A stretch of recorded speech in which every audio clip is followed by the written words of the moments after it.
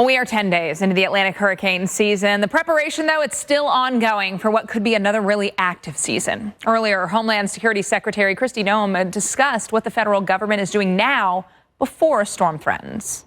Dr. Nab's back with us to discuss how the Eastern Pacific, and there's clusters of storms near land, has gotten so active, whereas the Atlantic has stayed really quiet. It is kind of remarkable when you have a barrage of storms just on the other side of Central America and Mexico. And generally, what that tells us is the conditions are favorable right on our doorstep of the Gulf and the Caribbean. So I want to make our way toward what the models are showing that could happen over the next couple of weeks.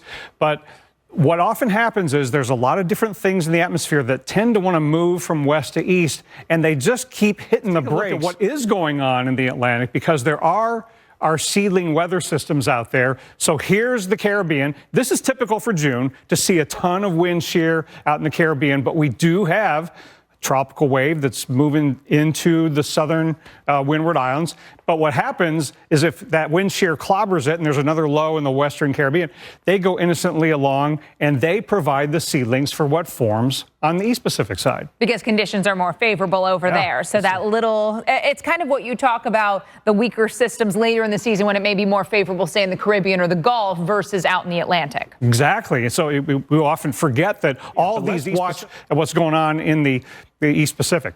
Plenty of warm water, and look at the Gulf and the Western Caribbean. The fuel is there, just like in the East Pacific. What's different is that you got upper level high pressure over the East Pacific. Now, if that were to just slide a little bit to the east over Central America, upper level high pressure, low level spin, that's our Central American gyre that can sometimes set up this time of year, then things could change. Now, it's not just Barbara and Cosme. We had our third storm, our second hurricane. We got an 80% chance of the next system forming in the East Pacific, and that's not even the last one. I think there's going to be another East Pacific one. But look at what the Climate Prediction Center is saying about next week.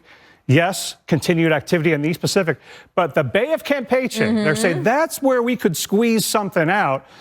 But then after that, it'll stay East Pacific. So it's going to be the Bay of Campeche or maybe off the southeast coast that we have to watch for things.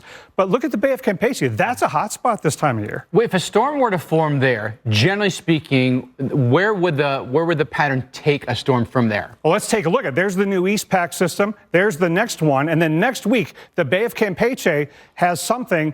It would try to go northward along the coast of Mexico. So in Texas, it's just something that we have to watch. And we know you will. It's that season. Thanks, Dr. Nab. We'll be right back.